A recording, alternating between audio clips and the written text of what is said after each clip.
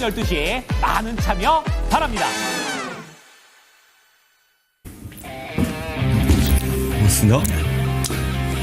자, 오늘 또 화요일입니다. 네.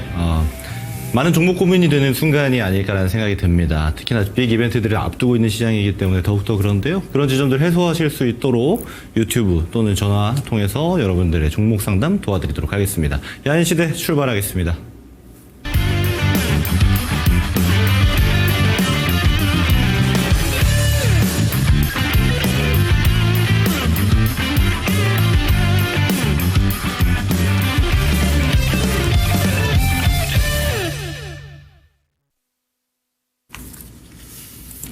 네, 아무래도 또 오프닝 때 이야기 드렸던 것처럼 사실 이번 주, 다음 주 굉장히 중요한 순간입니다. 그렇다 보니까 증시도, 또 글로벌 증시도 좀 쉬어가는 구간이기도 한데 좀 그런 측면에서 좀 지금 시장 또 어떻게 보고 계신지 운용형님 말씀 주시면 어떨까요? 예, 일단은 이제 앞서 다음 주 화요일 날이 선거일이고 그렇죠. 다음 주 우리가 쉬는 날이네 보니까. 또 저희 다다음 주에 와야 네, 되죠. 다다음 주에 와야 되는데 네. 다다음 주에 오게 되게 되면 대선 이후에 시장이 저는 이제 어떻게 변할지 그렇죠. 예, 좀 궁금하기도 해요. 그래서 단기적으로는 저는 개인적으로 시장을 일단은 글로벌 시장 자체도 큰 변수는 없을 것 같고 네. 관세가 지난주에 약간 흔들림이 있었지만은 그렇죠. 주말간에 도지가 있었죠. 관세와 관련된 부분 자체는 이제 90일 동안 유예 기간이고 각국별로 지금 물밑 협상이 진행되고 있지 않겠습니까? 네. 다만 좀 물밑 협상이 시원치 않으니까 트럼프가 유럽 연합을 통해서 네. 좀 압박을 한 거잖아요. 50% 그렇죠. 좀 관세 대놓고 하기도 했죠. 그래서 네. 빨리빨리 서두르라. 그렇습니다. 그렇습니다. 그런 것 같습니다. 네. 그런 거에 놀랄 필요는 없다고 봐요. 결국은 이렇게 관세와 관련된 부분들은 대체적으로 중국이 관세가 30% 정도 전후에 부과되지 않겠는가 그런 얘기지 않습니까? 예측은 또 그렇게 진행되고 있는 것 같습니다. 네, 그러면 다른 나라 국가들은 우리 동맹국들 같은 게 아무래도 중국보다는 더 낫지 않겠어요? 그렇죠. 그럼 아무래도 좀 타겟이 있다 보니까. 네, 그러면 우리나라는 대체적으로 25%라든가 20% 미만 정도 우리 우방국 같은 경우는 네. 네, 그래서 크게 걱정할 수 있는 그런 부분은 아니라고 봅니다. 그런 거에 민감하게 반응할 필요는 없을 것 같고 저는 개인적으로 이제 국내 시장의 방향은 아무래도 국내 대선 이벤트가 다음 주에 결정이 되는 거니까 네. 새로운 정부가 출범이 될지 또 기존 정부 연장이 될지 모르겠지만 어떻게 되든 간에 변화가 많이 나올 것 같고요. 결론적으로 기존 정부가 연장이 된다 한다면 개인적으로 큰 변화는 없을 것 같고 아무래도 새로운 정부가 출범이 돼야지 네. 많이 변화에 대한 기대치가 좀 반영되지 않겠는가. 그래서 섹터도 좀 나뉘어 있기도 하고요. 예, 그렇죠. 네. 누가 되느냐에 따라서 약간의 시장에 저는 개인적으로 영향도 있을 것 같고 특히 섹터별로 극명한 어떤 그 차별화가 정되지 않겠는가. 네. 가능성이 매우 높아 보입니다. 그래서 이번 네. 주에 어떤 전략은 시장은 저는 개인적으로 대선 전까지는 박스권의 등락이라 좀 보고 있는 쪽이니까. 네. 근데 요즘 시장이 얘기했지만은 지수는 크게 변동은 없는데 섹터별로 종목별로 엄청나게 좀 차별화가 진행되고 있거든요. 맞아요. 근데 큰 흐름으로 보면 어떻게 보면 대선 이후에 어떤 수혜를 받을 수 있는 업종이라든가 종목들이 올라가는 종목들이 많아요. 또 그렇죠. 정책 수혜 가능성이 정책 수혜주들이. 네. 예, 그런 또 부분들이 대선 이후에도 연장될 가능성이 크니까 지금은 자꾸 말씀드리지만은 시장에 대해서 고민할 필요는 없다. 왜? 없다. 그리고 업종이라든가 종목이 지금도 중요하고 특히 대선 이후에는 좀 더 중요하지 않겠는가. 그래서 시장에 대해서 고민하지 마시고 항상 이 시간을 통해서 보유하고 있는 종목들, 고민 안 가는 종목들, 그렇죠. 적극적으로 상담을 해서 저희들이 얘기한 것 자체가 정답은 아니지만은 네. 그래도 전문가로서 활동하고 있으니까 나름대로 확률은 있지 않겠습니까? 그런 차원에서 많이 이용을 좀 보내드리고 싶은데 우리 김건호 전무관님 네. 시장 어떻게 보십니까?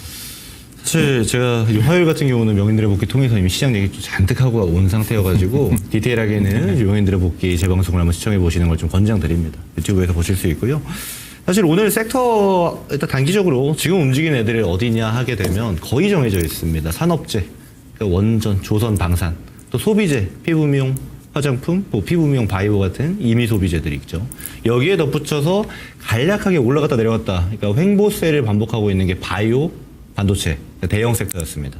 오늘장 같은 경우는 사실 대놓고 바이오가 대장이었다라고 볼 수 있을 정도로 ABL 바이오 같은 경우는 뭐 거의 20%가 넘는 큰 상승을 보여줬고요. 각종 플랫폼 기업들 또 고시총 바이오가 전반적인 강세를 보여주면서 섹터 안에서 우리도 있는데, 우리도 더 갈 수 있는데, 좋은 모멘텀 있는데, 특히나 이제 내일 모레 이제 5월 30일부터 시작하는 아스코 행사부터 다음 달에 이제 바이오 USA 같은 대형 이벤트들이 존재해 있기 때문에 사실 저는 이런 것 같아요. 지금 가고 있는 애들은 거의 정해져서 움직였는데 이제 그럼 다음 어디가 움직일 거냐. 또 지수 방향은 아까 우리 운용장님도 고민하지 마셔라. 시장 고민하지 마셔라 라고 말씀 주시면서 섹터나 종목 고민해보자라는 이야기 주셨는데 저는 아무래도 눈이 많이 가는 게 정책 수혜주, 그 다음은 바이오 반도체입니다. 이런 내용들은 사실 디테일하게는 제가 뭐 유튜브 공개 방송이나 뭐 명인들의 복귀 통해서 이야기 드려놨으니까 참고해 보시면 좋을 것 같고요. 결국에는 계속 우리나라 증시의 특징이 발현이 될 겁니다. 결국 올라갈 때도 소수지배하게 될 거고 또 내려가는 시장에서도 지켜주는 애들은 소수지배하게 되는 경우가 많죠. 제한된 유동성으로 소수의 종목들이 좀 쏠림이 발생하는 형태. 앞으로도 반복될 가능성이 좀 높다라고 판단하고 있고요. 그래서 저는 구분을 좀 해야 되는 시기다. 다음 주에 대선 끝나면 방향 정해질 건데 그때 이후로도 고민을 하게 된다라면 사실은 좀 늦게 되는 형태로도 우리 포트가 발생할 수 있기 때문에 그런지 좀 고려한다라면 지금 시간을 잘 활용하셔가지고 야인시대 종목 상담을 활용하시는 게 좀 좋지 않을까 이렇게 의견을 드려보도록 하겠습니다. 예, 자, 종목 진단 저부터 본격적으로 진행하도록 하겠습니다. 첫 번째 올라온 종목이 RF 시스템즈를 올리신 분이네요. 5,420원에 비중 15% 매수하신 분인데 현재 주가가 4,620원인데 아마 대체적으로 아마 2주 이전에 아마 매수하신 것 같네요. 약 15% 정도 언저리 손실 구간에 있는 것 같습니다. 예산은 보니까, 제가 웬만하면 저는 중소형 종목들 거의 다 알거든요. 저는 제가 상장 회사들 여러분도 믿을지 모르겠지만은 거의 제가 거래 코드 번호 거의 제가 30-40%는 다 외웁니다. 거의.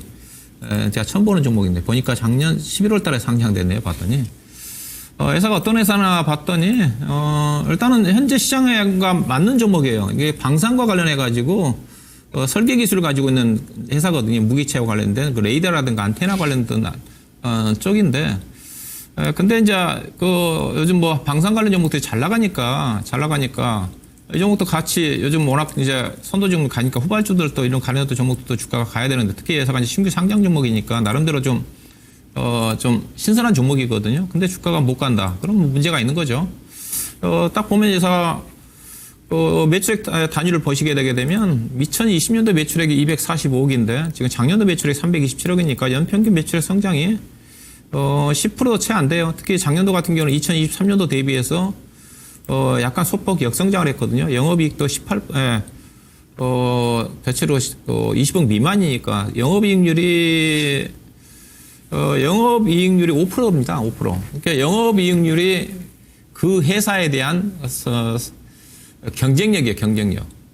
즉, 예사가 생산하고 있는 무기체제와 관련된 레이더라든가 안테나와 관련된 것들이 정말로 군에서 필요하고, 방산산업에 꼭 필요한 기술이다 그러면 영업이익률이 높습니다.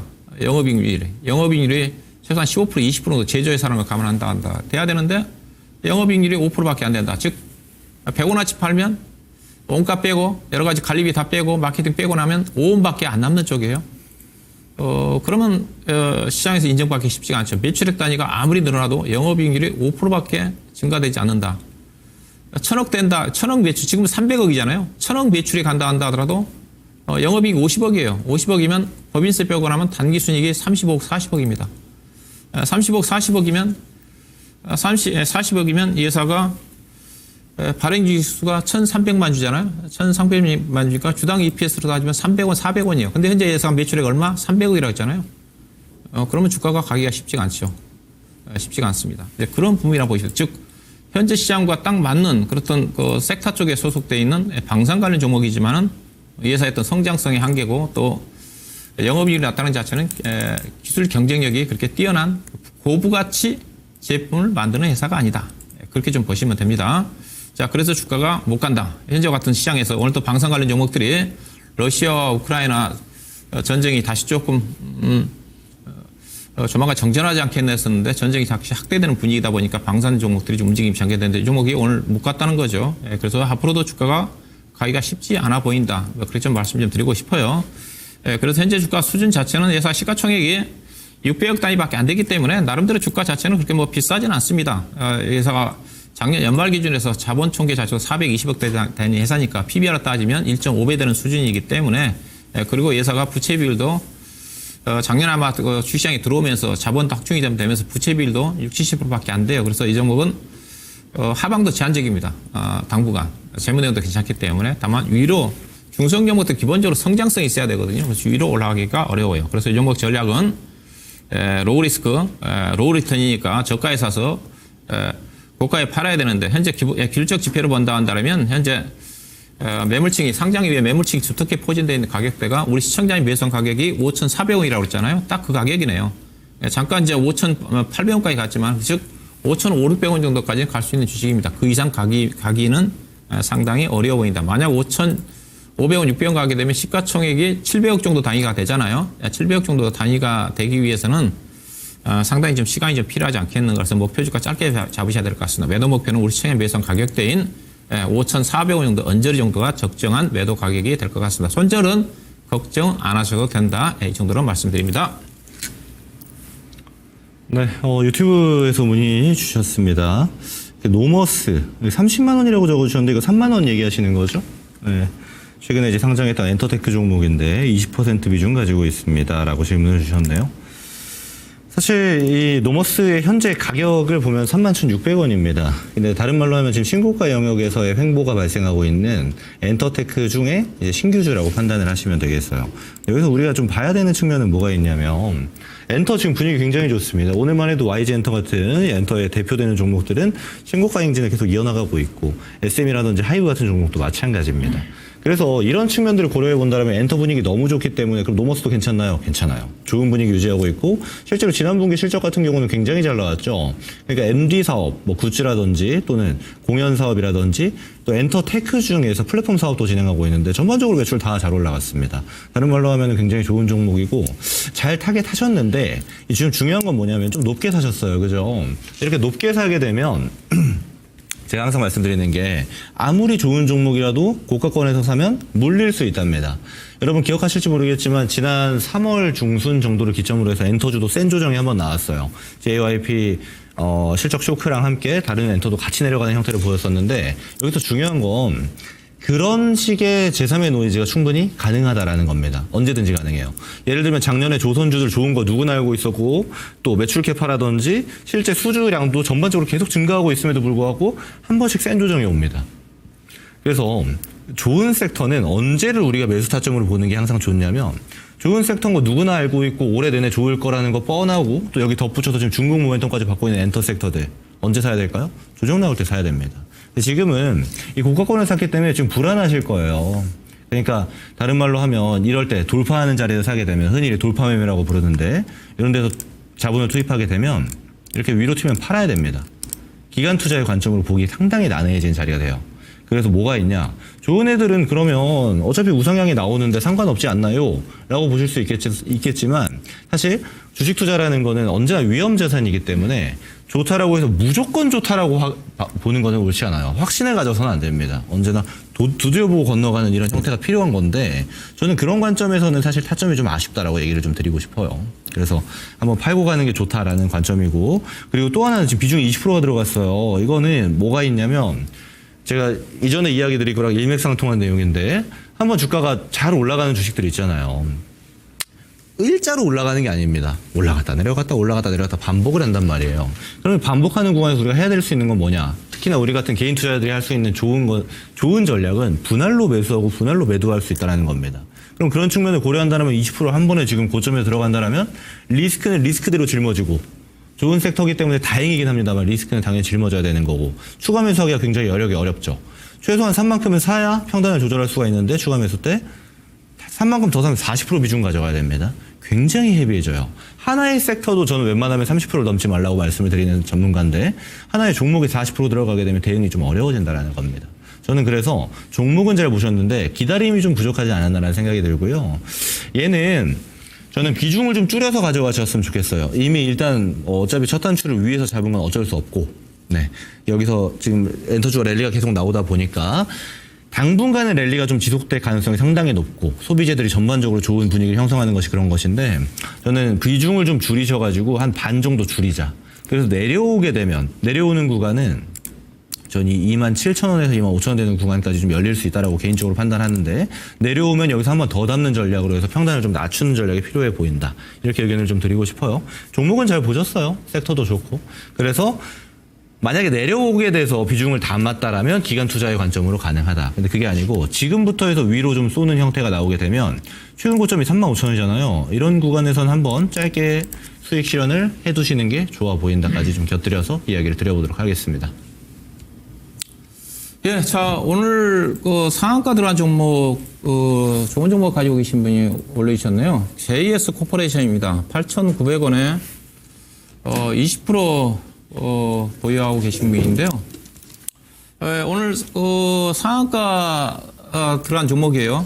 30% 올라오면서. 이 종목 제가 여러 차례 방송에서 아마 제가 언급을 드렸던 종목이고, 작년 아마 제가 기억으로는 12월 달에 미국 소비 경기 수혜주로 제가 아마 이 시간에 언급을 했던 것 같기도 한데 그때 근데 체크가 안 된 이유 자체가 예사가 액면 무상증자 100%를 했어요. 그 당시 제가 언급했던 가격대가 아마 12,000원대인 것 같은데 무상증자 100% 했으니까 이 종목이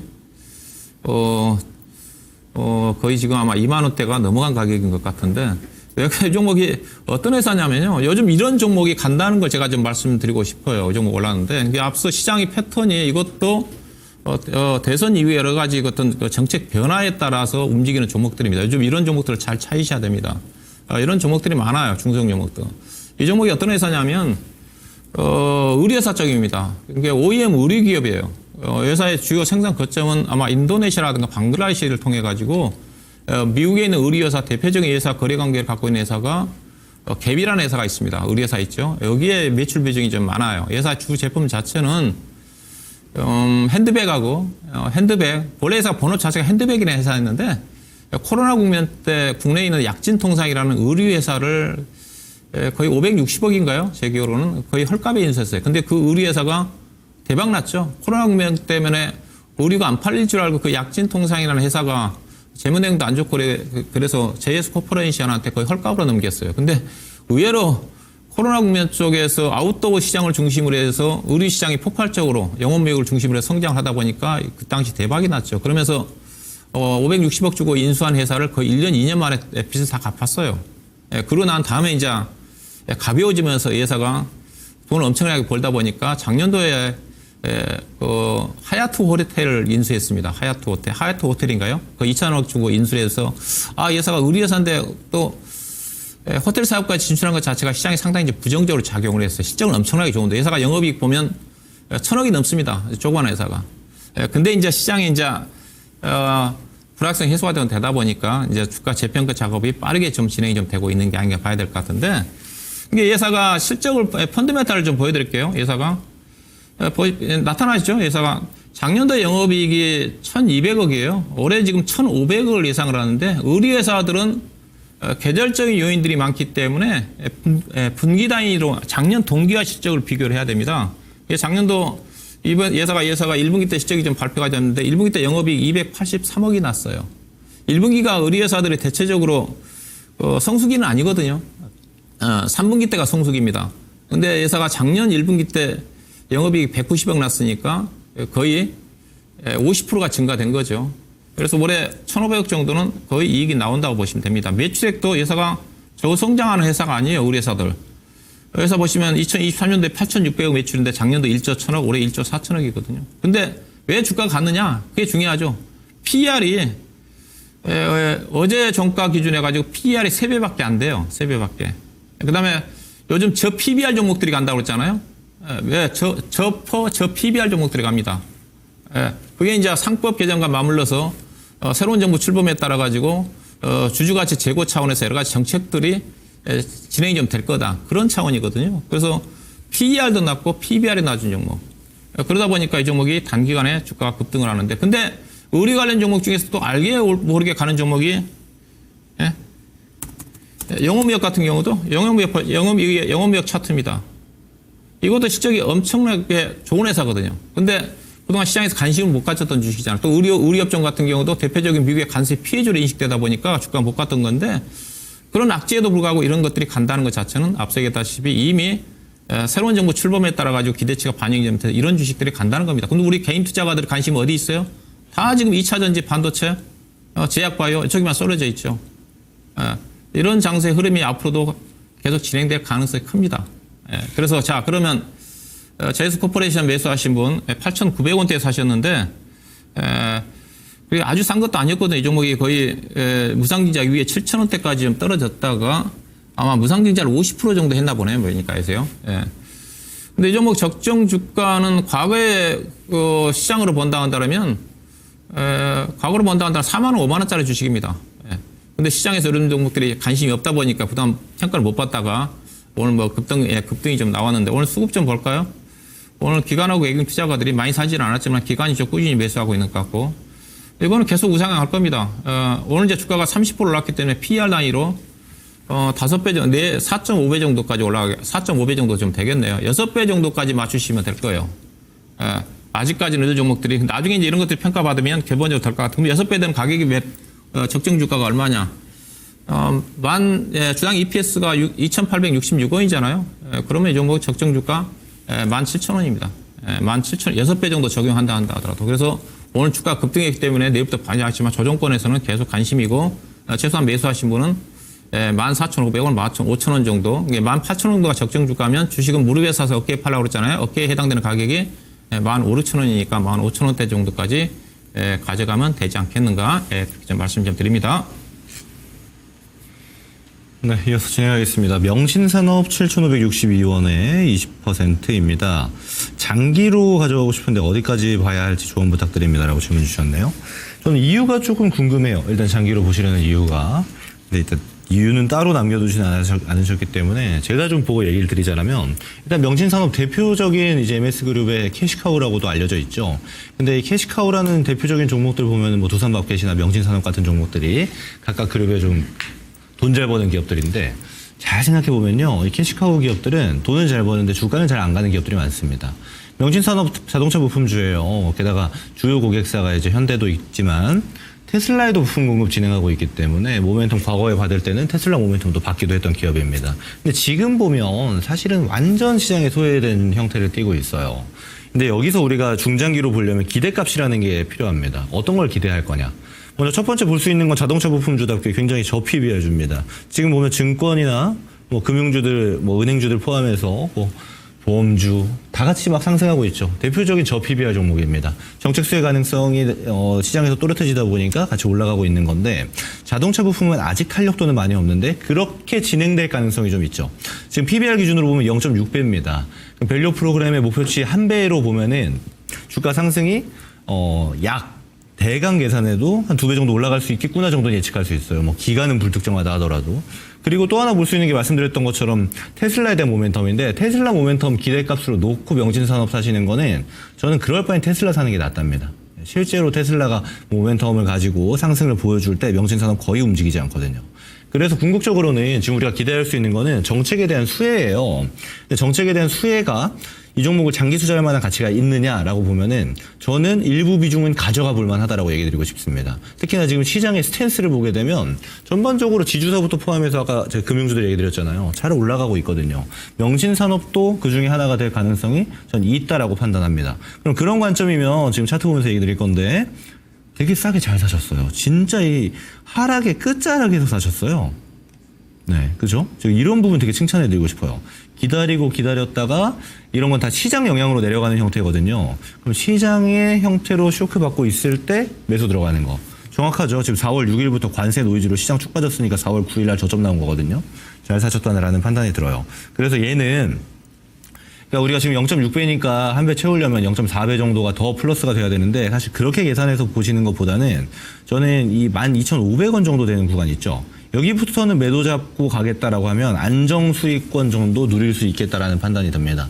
그리고 대선이 다음 주에 끝나요. 그리고 여러분 잘 아시겠지만 우리나라 포함해서 이제 우리가 흔히 선진국으로 분류하는 국가들은 집권 1년 차에 정책 모멘텀이 가장 세게 받습니다. 증시도 마찬가지예요.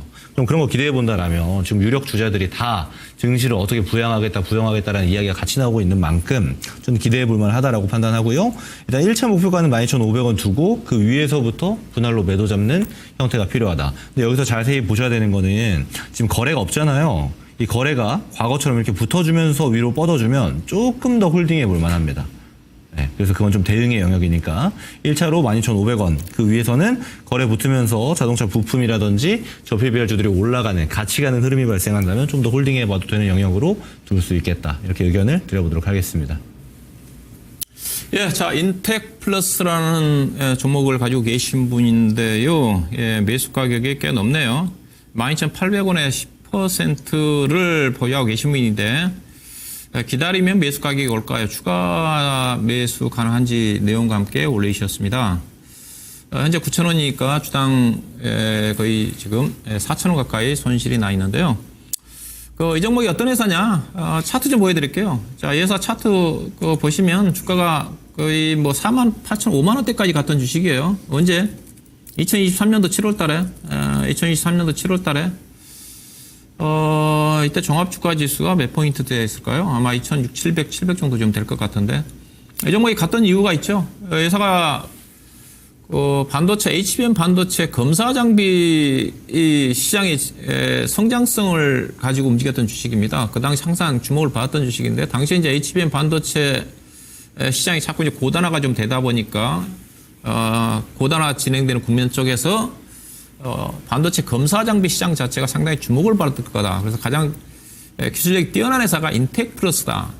그렇게 시장에 알려졌어요. 그러면서 주가가 급등했던 주식인데 증권사에서 여러 가지 레포트가 나오면서 상당히 회사 제품이 검사 장비 시장, HBM 시장이 성장하는 국면 쪽에서 가장 수혜를 받을 거라 그렇게 했는데 주가가 떨어지는 자체가 지금 알고 보니까 2023년도면 그래도 작년도 하반기부터 매출액이 나와야 되는 거잖아요. 매출액이 나오고 이익이 좀 흑자 전환, 적자 회사니까 흑자 전환을 해야 되는데 흑자 전환이 안 되죠.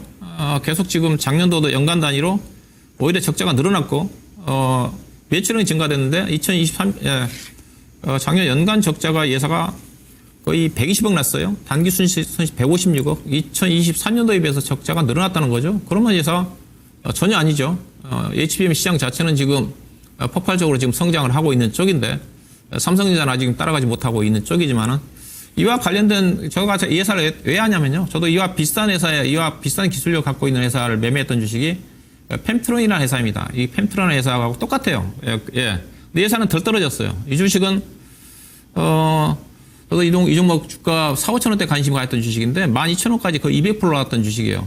저는 뭐 미리 앞서서 좀 팔고 나왔지만은 그 종목을 좀 보면서 이 종목이 훨씬 좀 나을 것 같다. 근데 이 종목은 그래도 나름대로 견주합니다.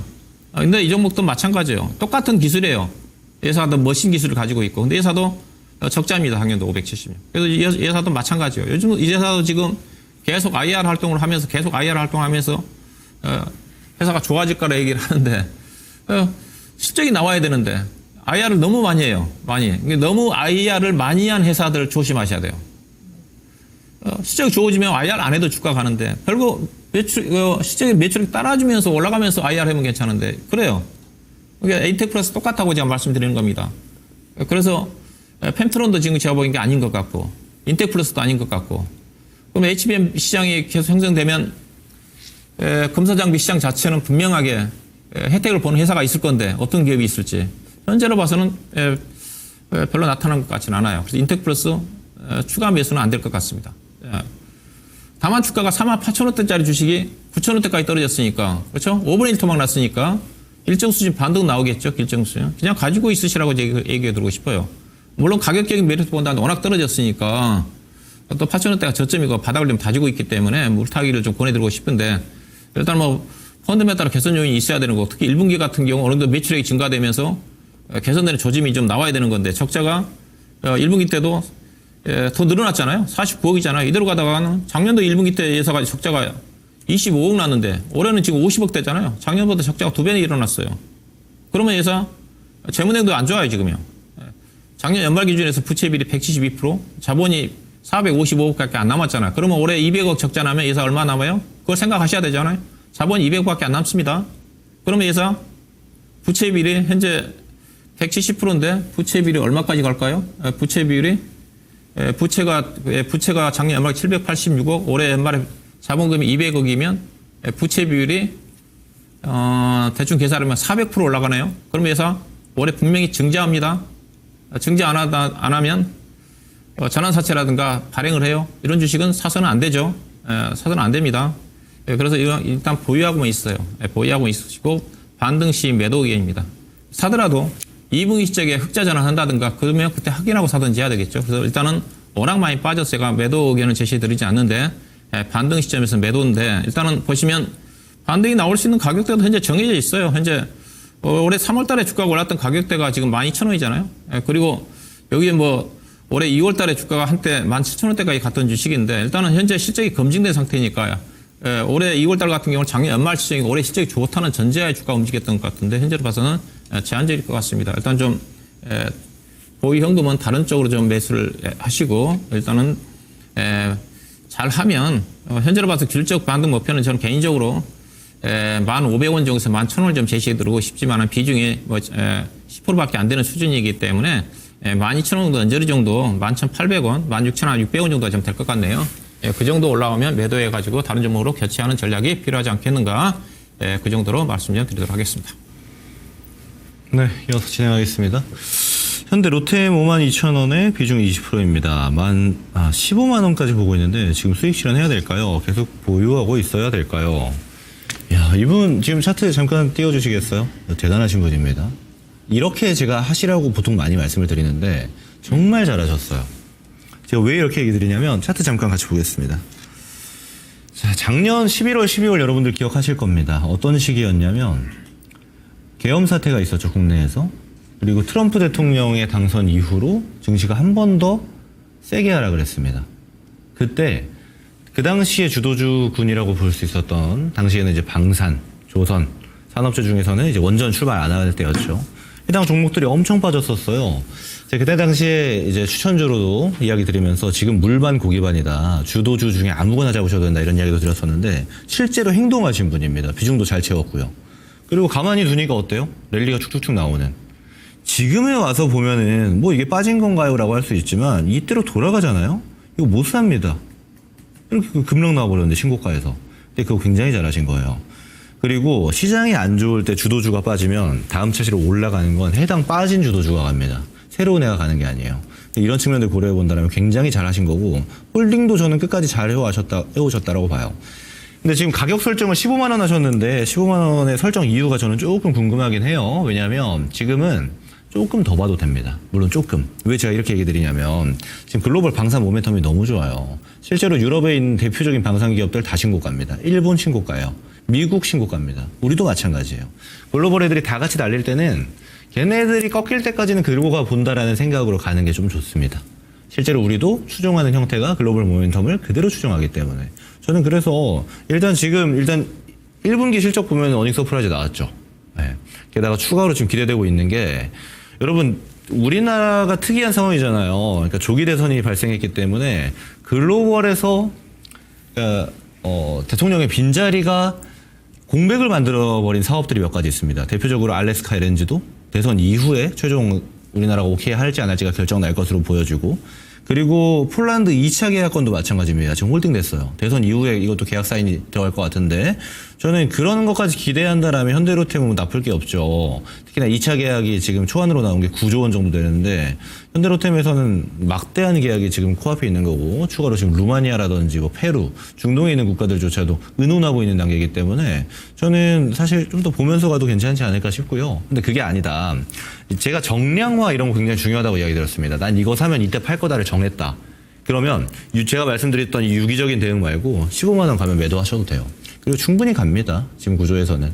굳이 뭐 꺾일 이유가 따로 없다라고 판단하셔도 되고 실제로 지금 가지고 있는 모멘텀 대비해서 잘 가고 있는데 이거 그럼 전문가님 너무 오버밸류 아닌가 이렇게 판단하실 수 있잖아요. 이거 12개월 선행폭 기준으로 보면 20배 정도 나옵니다. 그러니까 엄청 고평가받고 있는 형태도 아니에요. 저는 적절하게 평가받고 있고 적절하게 평가받고 있는 레벨에서 실적이 더 좋아질 가능성도 있다. 그 말은 방산 랠리가 쉽게 끝난다라고 판단하기는 어렵다라는 겁니다. 이런 건 있죠. 중기 피크아웃 한번 나오고 또 쉬어가고 또 올라가고 쉬어가고 이런 구조는 기대할 수 있습니다만 지금 트럼프 대통령의 2기가 이제 시작한 시점이기 때문에 방산에 대한 노이즈가 계속 다각화될 거고 이거는 글로벌에서 이미 우리가 다양한 국가들의 이제 팔로우를 개척해둔 상태고 또 우리나라에서 현대로템을 비롯한 하나 에어로스페이스 같은 기업들의 방산 제품들의 효용감을 이미 느끼고 있는 국가들이 많고 실제로 방산 전시회에서의 평가도 굉장히 높은 상태이기 때문에 저는 좀 더 끌고 가는 형태로 유기적인 대응을 권장드리긴 합니다. 그래서 전략은 이제 다각화하셔도 되는데 굉장히 잘하셨다라는 말씀 먼저 드리고 싶고 유기적인 대응이 좀 필요한 종목이기도 해서 좀 더 극대화도 가능한데 됐다 나는 15만 원이면 충분하다 하시면 거기서 매도하셔도 되겠다. 이렇게 의견 종합적으로 드리도록 하겠습니다. 예, 자, 카카오를 올리셨습니다. 오늘 좀 많이 올랐죠. 20% 보유하고 계신 분인데요. 6만 1,000원에 매수하셨는데 보유하고 있으면 매수가까지 올라갈까요? 그런 내용과 함께 올리셨네요. 6만 1,000원 올라가려면 현재 주가에서 50%가 올라가야 되는데 오늘 주가가 5% 올라왔지만은 뭐 쉽지 않아 보이네요. 오늘 뭐 기관 투자가와 외국인 투자가들이 상당히 매수 규모가 상당히 적극적으로 유입이 좀 됐는데, 제가 이제 카카오라든가 네이버를 얘기를 할 때, 우리 이제 실생활에서 많이 이용을 하다 보니까, 특히 카카오 같은 경우는 엄청나게 우리가 이제 고성장주로 알고 있잖아요. 개인 투자가들도. 그래서 장기, 일부에서는, 카카오, 네이버 장기 투자해도 된다. 뭐 그런 쪽으로 얘기를 많이 하는데, 일단 그 네이버와 카카오는 제가 얘기하기론 무늬만 성장주지 우리가 보기에 숫자로 보게 되면 성장주가 아니고 특히 이제 네이버 같은 경우는 가치주 성격이고 카카오는 아직 가치주는 아니에요. 그냥 PBR이 지금 1.6이기 때문에 근데 네이버는 거의 아마 PBR이 1.0 수준이기 때문에 가치주 수준이에요. 그래서 주가가 더디게 진행이 좀 됩니다. 주가가 빠르게 못 가죠. 성장주는 꾸준하게 우상향을 하는데 왜냐하면 지표상으로 보게 되면 자기 자본 이익률이 최소한 10% 15% 정도는 돼야 우리가 성장주라고 얘기하는데 카카오의 자기 자본 이익률은 아마 5% 정도밖에 안 됩니다. 5%도 안 되네요 보니까. 올해 이익이 증가된다 한다라 4.5%, 내년도도 4.98%, 5%, 2027년도도 5.7%예요. 제가 자꾸 얘기하지만 이게 ROE 지표가 높아야지 실적이 따라주면서 주가가 올라간다 하더라도 거품이 안 깼깁니다. 이게 ROE 지표가 낮은 상태에서 주가가 즉 ROE 지표가 연평균 5%밖에 안 되는데 연평균 5%밖에 성장을 해서 5%만큼 주가가 올라가야 되는데 연간 15% 20% 주가가 올라간다. 그럼 주가 일시적으로 수급에 의해서 모멘텀이 좀 주가가 올라가겠지만 다시 제자리로 내려옵니다. 네이버가 카카오가 네이버도 마찬가지지만 과거에 코로나 국면 쪽에서 주가가 얼마까지 갔어요? 17만 원대 간 것 자체는 거품이에요. 지금도 일시적으로 주가가 5만 원, 6만 원 올라간다 한다면 주가 되도록 시장이 안 좋으면 다시 내려올 수 있는 주식이 카카오입니다. 근데 이제 주가가 실적은 어차피 실적이 좋아져야 주가가 올라가는데 실적이 안 따라준다 한다 하더라도 주가가 올라갈 수 있는 기회가 생겼어요. 그게 뭐냐? 새로운 정부 출범에 따른 여러 가지 상법 개정이라든가 주주가치 제고 차원에서 일부 대선 후보가 얘기하고 있는 자사주를 매수해서 가지고 있는 게 아니라 소각시키게 되게 되면 이익이 증가되지 않는다 한다라도 주식수가 줄어들음에 따라 가지고 가치가 올라갑니다. 대표적으로 그렇게 해야 되는 주식이 카카오예요. 왜? 카카오는 알다시피 대표적으로 쪼개기 상장하는 회사잖아요. 엄청나게 2024년도부터 카카오뱅크라든가 카카오페이라든가 카카오게임즈라든가 알짜 회사들을 상장시켜가지고 카카오를 죽인 거잖아요. 그러면 자회사를 상장시켜가지고 혜택을 많이 받았으니까 그러면 이들 회사 같은 경우는 어때요? 주식시장에서 자회사 상장시켜가지고 돈을 많이 조달했으니까 이들 회사는 카카오가 피해를 받았으니까 그럼 카카오는 뭐예요? 자사주를 사가지고 소각을 시켜야 돼요. 그러면 뭘 봐야 되냐? 자사주 회사가 얼마 샀는지 회사가 최근에 분기보고서 들어가시게 되게 되면요. 주식의 총수라고 있어요. 그러면 회사의 발행 주식수가 지금 보니까 7억 5천만 주네요. 자사주를 지금 얼마 샀느냐? 자기 주식 지금 460만 주를 사놨어요. 비율이 1.0밖에 안 됩니다. 거의 안 샀죠. 이런 회사도 이제 자사주 사야 된다는 겁니다. 정부의 압박이 가든지 가겠죠. 1%밖에 안 돼요. 최소한 회사 같은 10% 20% 사야 됩니다. 사가지고 소각을 시켜야 되겠죠. 그럼 주가 갑니다. 왜? 이익이 증가되지 않는다 한다 하더라도 자사주를 매수해가지고 소각시키게 되게 되면 즉 대표적인 해외 기업 쪽에 애플이 버는 거 다 자사주로 매수해가 소각을 하잖아요. 그러니까 애플이 주가 가는 겁니다. 카카오도 그렇게 해야 돼요. 그러니까 주시장이 그런 정책이 나오면 종합주가지수가 3천, 5천 포인트를 간다는 전제가 깔려져 있는 겁니다. 이익 증가 자체는 결국은 우리가 어떻게 할 수 없는 거잖아요. 특히 우리 수출기업 같은 경우는 글로벌 경기가 좋아져야 이익이 좋아지는데 글로벌 경기가 좋아지지 않고 이익이 증가되지 않는다 한다 하더라도 주가가 올라갈 수 있는 것 자체는 그런 경우예요. 즉 카카오의 주가가 올라갈 수 있는 것 자체는 그런 새로운 정부 출범에 따라 가지고 여러 가지 주주가치 제고 차원의 상법 개정이라든가 즉 쪼개기 상장도 그러잖아요. 상법 개정이 쪼개기 상장을 금지시키겠다는 거죠. 만약에 상법이 개정된 상태에서 2년, 3년 전에 카카오뱅크라든가 카카오페이라든가 상장하기 전에 상법이 개정이 됐으면 카카오 주가는 주가 얼마가 있겠어요? 제가 보기엔 10만 원 넘게 가 있습니다. 10만 원 넘게 가 있겠죠. 그게 이제 금지가 된다는 거 쪼개기 상장이. 예. 그래서 카카오 같은 경우도 그런 또 정부의 저는 압박을 받지 않겠는가. 그때 되면 주가는 저는 충분히 6만 원 이상도 간다고 봐요. 그렇지만 현재는 그게 쉽지 않죠. 주가 자체가 PR도 지금 40배 되는 수준이니까 현재는 주가가 적정 매도 목표 주가지 않고는 개인적으로 현재 주가도 비쌉니다. PR 40배 단위 수준이고 제가 네이버 카카오를 얘기를 할 때 미국에 있는 비교할 수 있는 회사가 알파벳, 구글 알파벳하고 마이크로소프트라고 있잖아요. 그들 관련 PR이요. 20배밖에 안 돼요. 25배 정도밖에. ROE 지표는 앞서 네이버 카카오가 5%밖에 안 되는데 구글 알파벳은 자기 잡익률이 27% 거의 30%입니다. 그래서 오늘 예금 수급이 많이 들어왔지만 주가가 올라갈 수 있는 한계는 단기적으로 본다 한다면 46,000원이고 물론 장기적으로 주가가 올라간다 한다면 장기 투자하시는 분들은 5만 원 넘어간다고 봐요. 현재 기술적으로 본다 한다면 이 정도 매매하는 전략은 4만 원 아래에서 매수하시고 4만 5천 원 정도에서 비중 축소 내지는 매도하시고 장기 투자하시는 분들은 뭐 꾸준하게 그래도 성장하지는 않지만 가치가 계속 증가하는 회사니까 적자는 안 나니까 연간 5천억 정도 돈을 벌잖아요. 5천억만큼 가치가 증가되니까 주가는 우상향하는데 이미 현재 주가는 어느 정도 성장성을 선반영하고 있기 때문에 주가는 4만 5천 원 정도가 적정한 매도 목표가 되지 않겠는가. 그렇게 좀 보시면 될 것 같습니다. 네, 이어서 좀 진행을 하도록 하겠습니다. 이번엔 바이오 종목이네요. HK이노엔 41,100원에 3%. 자, 아마 정찰병 정도 투입을 하신 것 같죠. 좀 분위기 좋으면 좀 더 투자해보겠다. 아마 이런 마인드시지 않을까라는 생각이 드는데, 우선 이 얘기를 좀 드려야 될 것 같아요. 저 보면, HK노에는 지금까지 주가 퍼포먼스가 올라가는 거는 신약에 대한 모멘텀, 그러니까 K캡에 대한 모멘텀입니다.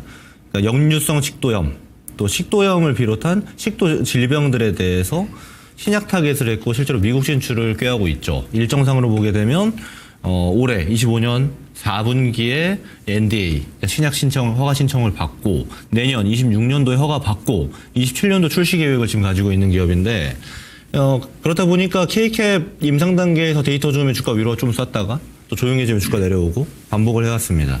여기서 지금 중요한 건 뭐냐면 일단은 절차가 좀 느려질 수 있어요. 지금 미 FDA에 직원을 3,500명 정도 해고를 한 상태여가지고 대부분의 기업들이 실제로 느려지고 있죠. 미국의 빅파마들도 일정이 좀 느려지고 있는 형태가 있어서 모멘텀을 받게 되는 시기가 좀 뒤로 늦춰진다는 우려감이 좀 있는 기업이기도 한데 제가 또 하나 좀 이야기 드리고 싶은 거는 이런 거예요. 신약 기업들은 데이터가 좀 압도적이어야 됩니다. 왜? 내 경쟁사가 있어요. 경쟁사 약을 아예 안 쓰고 내 걸 써야 되는 이유가 좀 분명해야 됩니다. 신약은. 그걸 좀 애매하게 잃어버리는 순간 지금 한올바이오파마 같은 형태가 될 수가 있어요. 왜 그렇냐면 HK이노에는 지금 복회 제가 명칭이 정확히 기억이 안 나는데 그 경쟁사 약품의 특허 만료 시점이 연장되는 걸 타겟으로 들어가고 있거든요. 이게 무슨 말이냐면 예를 들어 A라는 경쟁사 약품이 있습니다. 물론 데이터는 HK이노엔의 K캡이 더 좋긴 합니다만 사실 완전 뒤바꿀 수 있을 정도의 데이터 값이 완전 좋다 이런 형태는 아니에요. 게다가 역류성 식도염은 항암제랑 같이 목숨을 걸고 하는 약품이 아니기 때문에 좀 더 러프한 감이 없지 않습니다. 예를 들어 이런 거예요. 우리가 임상할 건데 비만 치료제를 맞아야 돼요. 네, 비만 환자입니다. 맞아야 돼요. 근데 맞으면 죽을 수도 있대요. 그러면 임상 받아요, 안 받아요? 안 받죠. 그러니까 역류성 식도염도 비슷한 형태예요. 굉장히 고통스럽지만 생명에는 지장이 없기 때문에 이 데이터 값이 완전히 뽑아나는 것, 그리고 고객들 입장에서도 먹던 약을 먹는 거 말고 새로운 약을 먹는 거에 대한 거부감이 좀 있는 그런 약품입니다. 그렇다 보니까 기존에 있는 시장을 잠식하기 위해서는 경쟁사가 하나만 있어야 돼요. 당연하겠죠. 그리고 가격이 비슷해야 됩니다. 또는 내가 좀 싸던가 신규로 진입하지만. 그러니까 이런 측면들이 HK 이노엔의 전략인 건데 지금 문제가 뭐냐면 경쟁사 특허 만료가 원래 28년이었는데 지금 30년으로 연장해둔 상태거든요. 30년까지 얘네가 독점인 상태로 있으면 상관없습니다. 들어가 볼 만해요. 그리고 들어가서 점유율을 잠식할 만합니다. 왜? 데이터값 우리가 더 좋으니까 써주세요가 충분히 가능하겠죠. 근데 그게 아니라 지금 특허 연장되는 게 실패될 수도 있다라고 해요. 그럼 28년도에 실패가 되면 당장 29년도부터 제네릭 의약품, 복제품 나올 겁니다. 복제품 나오게 되면 보통 가격을 70%, 80%씩 다운시키거든요. 그럼 A라는 약이 있었는데 A랑 똑같은 약을 10,000원에 팔다가 2,000원에 팔아요. 그럼 K킥 같은 경우는 신약이기 때문에 독점 판매권이 있어서 가격을 올려서 팔겠죠. 그러니까 시장 진입이 근데 가격차가 너무 크기 때문에 어려워질 수 있다는 겁니다. 그래서 저는 이 제약바이오 보실 때는 좀 독보적인 기업들을 보시라고 좀 이야기 드리고 싶어요. 독보적인 기업들 국내에 많이 없습니다. 그래서 그 안에서 노시는 게 웬만하면 좋고, 그리고 그걸 어긋나는 애들 같은 경우는 대부분 시밀러나 또는 매출은 좋은데 안 가는 제약사들 많잖아요. 최근엔 좀 올라오지만 한미약품 같은 경우도 마찬가지고 그런 기업들을 고르게 됩니다. 그러지 마시고 저는 지금 정찰병만 투입해 두셨는데 파이값이 높은, 그리고 글로벌에서 빅파마들이 탐내고 있는 기업들이 있잖아요. 제가 뭐 공방에서도 많이 짚어드렸던 비만 기업들도 있고 항암하는 기업들도 있고 플랫폼 기업들도 있기 때문에 저는 그쪽으로 좀 노선을 바꾸시는 게 좋아 보입니다. 다행인 점은 지금 이분은 주식을 좀 하시는 분이에요. 막 올라갈 때 따라간 것도 아니고 비중을 세게 들어가신 것도 아니기 때문에 저는 지금 단계에서 굳이 HK 이노엔이 뭐 특별한 장점이 저는 별로 보이지 않기 때문에 손실도 아니잖아요. 나오셔가지고 좋은 기업으로 좀 옮겨가는 전략으로 가져가자. 이렇게 전략을 이야기 드려보도록 하겠습니다. 예, 자, 농심을 올려주신 분이네요. 예, 42만 원에 10% 매수하신 분인데요. 46만 원까지 갈 때 못 팔고 제자리 걸어와서 좀 아쉽다는 그런 의미의 내용이신 것 같네요. 요즘 경쟁사인 삼양식품은 주가는 계속 신고가 행진인데, 농심, 그래도 농심은, 그래도 상대적으로, 삼양식품 혜택을 좀 보고 있어요. 그래서 주가 상대적으로 다른 음식료, 차트에 비해서는 좀 양호한 편입니다. 아마 삼양식품 아니었으면 농심 주가는 개인적으로 30만 5, 6만 원 정도 머물러 있지 않았을까. 과거에 이제 농심이 라면 시장에서 거의 압도적인 시장 점유율, 거의 한때는 60% 정도까지 점유한 걸로 알고 있는데 아마 지금은 아마 50% 정도 전후까지 떨어졌을 건데, 그 사이 이제 삼양식품이 해외 쪽에 불닭볶음면이 히트를 좀 치면서 대박이 나면서 농심이 상대적으로 좀 라면 시장에서 많이 유축되고 있는 쪽인데, 예산은 안정적인 이제 가치주의 성격이라 좀 봐야 되겠죠. 주가 수준으로 봐서는 안정적이다는 것 자체는 뭐예요? 주가가 빠르게 못 간다는 거죠. 로우 리스크, 로우 리턴이라는 거죠. 그런 차원에서 접근할 수 있는 주식이 농심입니다. 농심은, 보면 이제 영업이익 단위는 거의 2천억 단위로 정체입니다. 회사가 지금 2023년도 영업이 2,100억 올라선 뒤로 작년도는 2,600억으로 줄어들었고, 올해 2천억, 내년도 2,200억이니까 연간 2천억 정도 수준은 안정적으로 이익을 낸 회사예요. 이들 종목도 이제 주가가 좀 더 빠르게 가기 위해서는 뭐예요? 돈을 꾸준하게 버니까 연간 1,500억 정도의 단기 수익이 증가를 하니까 주주 가치가 그만큼 증가가 되잖아요. 근데 이들 회사들이 주가를 재평가하기 위해서는 앞서 주주 가치 제고 차원에서 배당을 많이 준다든가 그래야 되는데, 이게 회사가 주가가 앞으로 못 갈 것 같아요. 왜? 회사가 이거 엊그제 회사가 공시를 했잖아요. 주주가치 재고 자율 공시를 했잖아요. 5월 22일 날. 이거 보시게 되게 되면 앞으로 어떻게 하겠다. 지금 주주가치 재고가 한 이슈인데, 주주가치 목표. 이거 ROE가 중요하다 그랬잖아요. 모든 기업들이 ROE 달성이 가장 주주가치 재고의 기본 목표예요. 모든 회사들이. 그만큼 제가 그래서 ROE가 중요하다는 겁니다. 앞서 제가 네이버를 카카오를 얘기할 때 ROE 지표가 5%밖에 안 되잖아요. 그래서 그런 기업들이 앞으로 7%, 9%, 10%를 달성하겠다는 쪽인데, 회사는 ROE를 안정적으로 달성하는데 뭐냐? 그럼 배당이라도 많이 줘야 되잖아. 배당 성향 25%를 유지하겠다. 최소 배당금 5,000원을 하겠다. 근데 회사가 2020년도 이후에 주당 배당금이 4,000원, 5,000원 늘어나지가 않아요. 그렇죠? 2020년도 배당금 4,000원이잖아요. 4,000원, 4,000원, 5,000원, 5,000원, 5,000원. 이익이 증가되면 배당 성향이라는 건 뭡니까? 단기 순이익의 25%라는 자체는 단기 순이익의 25%를 배당으로 하겠다는 거잖아요. 더 늘려야죠. 회사는 계속 돈을 버니까. 근데 회사가 버니까 대주주가 지분율이 40% 가까이가 좀 되는데 충분히 배당을 좀 대주주도 지분 많이 갖고 있으니까 늘릴만한데 안 늘리네요. 안 늘리네요.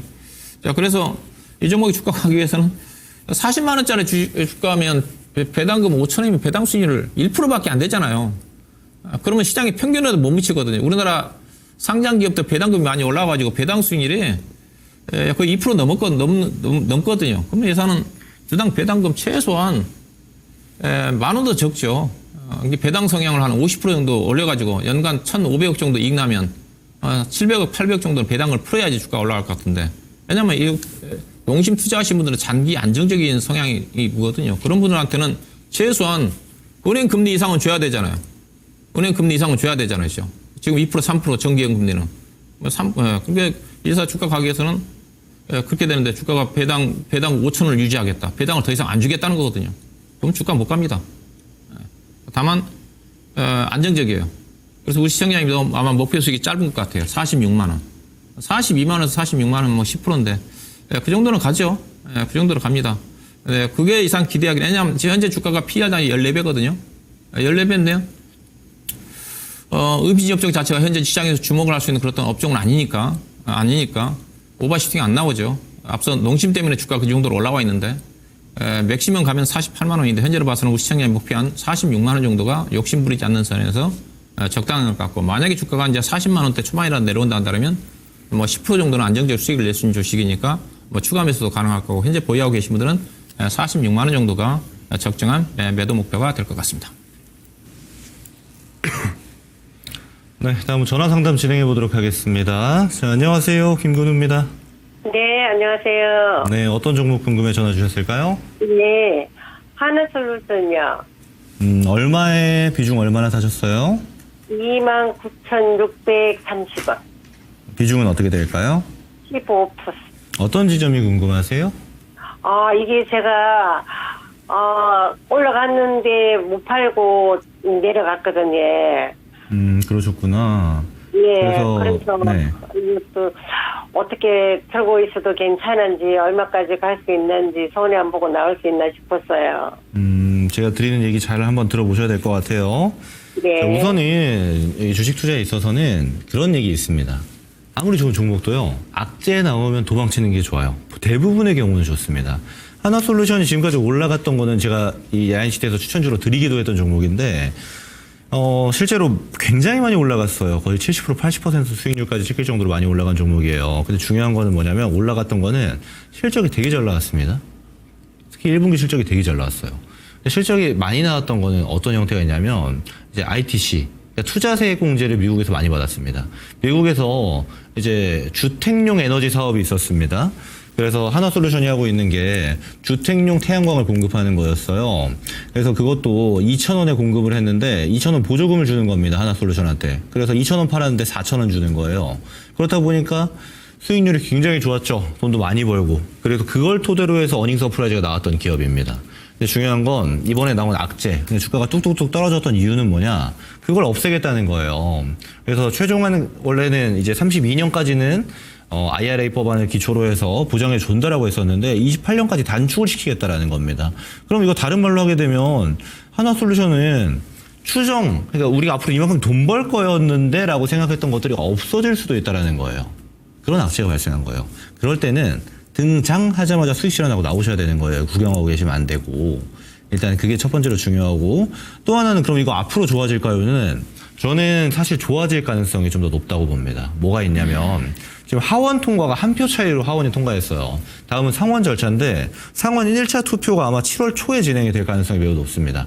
그렇게 예상을 좀 하고 있는데, 근데 한 번에 통과 안 될 가능성이 굉장히 높아요. 특히나 민주당 공화당을 떠나서 한 표 차이로 통과됐다라는 건 이권이 많이 겹쳐 있다라는 소리입니다. 그러니까 겨우 통과된 거예요. 근데 그랬던 법안들은 대부분 상원에서 거의 막혔습니다. 게다가 지금 공화당이 다수석인데 상원도 마찬가지로 공화당에 있는 지역 의원들 같은 경우는 이 IRA를 축소하고 폐지하려고 드는 트럼프 정책에 상당수의 특히나 이제 중도를 표방하는 의원들 같은 경우는 반발을 하고 있어요. 다른 말로 하면 바로 통과될 가능성은 그다지 높지 않다. 다른 말로 하면 좀 지연될 수 있다는 건데, 그랬을 때 하나솔루션을 포함해서 신재생 에너지 기업들은 저가 매수의 기회가 될 수 있는 거죠. 근데 이게 저는 어떻게 보셔야 되냐면, 거기에 사활을 거시는 건 투자 방식이 별로 좋지 않아요. 왜? 운에 맡겨야 됩니다. 만약에 통과 안 될 걸로 예상해서 쭉 홀딩했는데 통과되면 어떻게 하실 거예요? 그럼 바로 또 악재 한번 더 맞는 거잖아요. 이런 방식의 투자 방식은 옳지 않고, 제가 방법 하나 말씀드릴게요. 이게 지금 많이 내려왔기 때문에 리바운딩이 한번 나와야 됩니다. 리바운딩 나오면 한번 팔고 나가세요. 그리고 또 언제 다시 사셔야 되냐면 상원 결과 나오면 사세요. 하나솔루션, 태양광에 대한 비전을 보고 계신 것 같아요. 신재생, 저도 이제 원전이나 에너지 종목들에 대해서 팔로우업을 많이 드리고 있지만 신재생도 어차피 성장할 업종 중에 하나입니다. 원전이 올라가니까 신재생 없어지는 거 아닌가요? 완전 소멸될 가능성 거의 없어요. 같이 성장할 가능성이 상당히 높고, 특히나 지금 전력 인프라를 비롯해서 AI 투자가 곧 전력에 대한 투자로 연관되고 있는 지금 시점에서는 신재생도 당연히 더 쓸 가능성이 높고, 실제로 빅테크들도 신재생 투자를 같이 하고 있기 때문에 저는 이런 측면들을 무시할 건 아니라고 봅니다. 그래서 리바운딩 나오면 나올 가능성 굉장히 높거든요. 이거 손실 보지 마시고 한번 매도 잡으시고요. 그래서 나온 다음에 기존의 수익은 좀 아깝다 생각하셔가지고 못 팔잖아요. 다시 내려갈 수 있습니다. 예를 들어 이거 4만 원까지 갔었는데 이거 3만 원에 팔라고요? 이렇게 보시면 못 팔아요. 그게 아니라 리스크 관리하는 겁니다. 주식은 덜 잃으면 항상 기회가 와요. 그래서 잃지도 않죠. 본전에서 탈출하시고, 그리고 나서 상원 통과 시점이 빠르면 7월이고 좀 지연이 되면 올해 말이 될 가능성이 높고, 결과값 상원 통과가 아니고 또는 상원에서 통과가 안 된다 할지언정 올해 말이면 어느 정도 결과값이 도출될 가능성이 높기 때문에 그때 다시 한번 보는 전략이 좋아 보인다. 이렇게 의견을 좀 정리하겠습니다. 어떻게 좀 도움이 되셨나요? 그러면은 전문가님, 네. 한 3만 원 정도 오면은 팔아야 되나요? 그렇죠. 3만 원 정도 오면 매도 잡으시면 됩니다. 언제쯤이면 그 정도 올까요? 다시요? 기간은 얼마 정도 있으면은 리바운딩은 단기로 보시면 돼요. 시간을 투자하는 게 아니고 급락에 따른 반발 매수 정도거든요. 네. 그렇다 보니까 긴 시간이 걸리지 않고 저는 다음 주 이내로 발생할 것 같은데, 이거 보고 있을 수는 없잖아요. 언제 3만 원 오나 하루 종일 보고 계실 건 아니다 보니까 그냥 걸어두세요. 아침에 3만 원에 매도 잡힐 수 있게 그냥 끝까지 걸어두시면 어느 순간 체결이 돼 있을 겁니다. 예, 알겠습니다. 어떻게 이해되셨나요? 네, 감사합니다. 수고하세요. 전화가 좀 끊긴 것 같죠? 네, 여기서 정리하겠습니다. 예, 자, 다음 종목은 하이로코리아를 올리셨습니다. 28,100원에 10% 매수하신 분인데요. 단기 중기 진단 본다고 올리셨습니다. 하이로코리아는 단기 대응보다는 중장기적으로 대응할 수 있는 종목이죠. 오늘 한 4.6% 정도 올랐는데, 회사가 이제 그 피팅 업체잖아요. 피팅 업체 이제 3인방 하게 되면 태광, 성광밴드, 그 다음에 하이로코리아, 그 다음에 이제 소형 회사의 그 DK라는 회사가 있는데, 피팅의 전방 수요가 조선, 석유화학, 그 다음에 플랜트 공사, 중동 쪽에서 플랜트 수주를 많이 하게 되게 되면 석유화학 플랜트 쪽에 거기 들어가죠. 그 다음에 원전 쪽도 들어가죠. 피팅 업체 간 이음새니까. 전반적으로 이제 그 산업재 섹터의 경기 민감 섹터라고 좀 봐야 될 것 같은데, 근데 차트를 보시다시피 지금 하이로코리아 주가는 거의 주가 움직임이 올해 작년 1월 달부터 해가지고 주가 평균 현재 27,800원대에서 머물러 있었어요. 그 사이에 태광이라든가 성광밴드 차트를 좀 보시게 되게 되면 거의 최근에 태광은 조정을 받았지만은 거의 100% 올랐고, 성광밴드 같은 경우도 주가 보시면 저점에서 거의 보시게 되면 10,000원대에서부터 해가지고 30,000원까지 올라갔으니까 많이 올라갔어요. 근데 이제 오늘은 보면 하이로코리아가 주가 상승이 높았어요. 이것도 저는 시장에 요즘 패턴 변화가 있다고 그랬잖아요. 패턴 변화가 생기고 있다고 그랬지 않습니까? 그 큰 부분 자체는 저는 대선 이후에 새로운 정책 변화에 따른, 주식시장 변화에 따른 자본시장 활성화라든가 여러 가지 제도 개편에 따른 그런 것들이 선 반영되고 있다고 봐요. 즉, 태광이라든가 성광밴드는 최근에 고점 돌파를 못하고 있는데, 하이로코리아는 오늘 종가성으로 거의 지금 32,000원대가 올해 2월 달에 고점이지만은 거의 3만 원대까지 올라왔어요. 근데 앞서 보시면 태광 같은 경우는 고점에서 27,000원대 주가가 지금 19,000원까지 내려왔잖아요. 내려왔는데 왜 그러냐? 그동안 이제 그 조선주와 관련해가지고 움직였던 것 자체가 태광 성광밴드였는데 하이로코리아가 실적으로 따지면 가장 탄탄한 회사입니다. 예산은 업황이 좋든 안 좋든 간에 분기 단위 영업이익이 120억, 150억 나면서 연간 단위 보면 거의 영업이익이 2022년도 이후에 거의 뭐 400억, 500억 난 회사예요. 앞서 태광이라든가 성광밴드 같은 경우는 2022년도라든가 아마 업황이 안 좋을 때 영업이익 200억대 머물러 있던 회사인데 예산은 그 당시에도 400 이상 냈던 회사입니다. 그러니까 회사가 탄탄히 시장에 안정성이 있다는 거죠. 그래서 이 종목이 가치주 성격이에요. 지금 시장은 뭐예요? 저는 이렇게 봅니다. 지금 시장 자체가 큰 흐름 자체가 성장주가 아니라 가치주 성격이에요. 그래서 2차 전지가 못 가는 그런 부분이기도 합니다. 왜? 가치주가 뭡니까? 주주가치 제고예요. 그래서 저는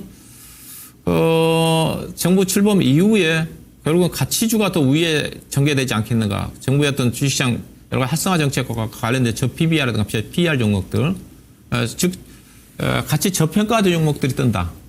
아는 그렇게 좀 보시면 돼요. 그래서 하이로코리아도 그런 흐름이에요. 그럼 뭐냐? 하이로코리아 앞으로 더 간다. 왜? 이 종목은 주가가 엄청 쌌는데 가치 성격이었기 때문에 주가 못 갔거든요. 그래서 회사가 작년도 실적, 올해도 작년도 실적 나오니까 주당 EPS가 3,700원짜리잖아요. PR 단위로 지금 7배짜리 주식이에요. 7배짜리. 근데 앞서 성광밴드 같은 경우는 PR 지금 15, 16배 정도까지 올라와 있을 겁니다. 이런 종목이 갑니다, 앞으로. 태광이라든가 성광밴드는 좀 쉬어간다 한다 하더라도 저는 이런 종목들을 간다고 봐요. 그래서 지금은 태광이라든가 성광밴드도 보다는 이런 종목 쪽에 하이로코리아, 후발 쪽에서 그동안 주목을 못 받았던 주식들이 갈 수 있다고 봐요. 예. 오늘 수급 애경 투자가들이 사고 약간 기간 투자가 약간 좀 매도가 나왔는데 그래서 주가는 여전히 싼데 얼마까지 가느냐? 최소한 PR 단위 10배까지 가야죠. 앞서 성광밴드가 PR 단위로 지금 6배까지 올라와 있으니까 그러면 예산은 10배까지 본다 한다라면 적정 주가 36,000원이죠. 그래서 현재 주가에서 20% 정도는 더 간다고 봅니다. 그래서 일단 보유하시고 차트도 오늘 장대 양봉 나왔는데 고점 돌파 시도할 것 같고 과거에 주봉으로 좀 보게 되면 고점이 2015년도에 주가가 41,000원대까지 갔네요. 41,000원대까지 갔는데 36,000원을 좀 목표로 보고 좀 중기적인 관점에서 물어보셨으니까 다만 이 종목은 빠르게 가지 않습니다. 단기적으로 접근하신 분들은 조금 천천히 눌림목 조정 구간에서 제가 보기 2, 3개월 정도 기다리면 충분히 그 정도까지는 가지 않겠는가. 그리고 보시고 목표 주가 36,000원을 보고 접근하시면 될 것 같습니다. 네, 오늘 종목 상담은 여기서 마무리를 하도록 하고요. 저희 준비한 히든카드 만나보도록 하겠습니다.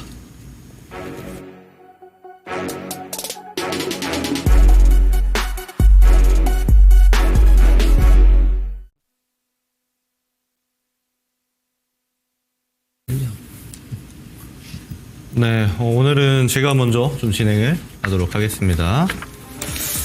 자, 보면은 우선 제가 지난 시간에 드렸던 종목들 리뷰를 먼저 시작해 보도록 할게요.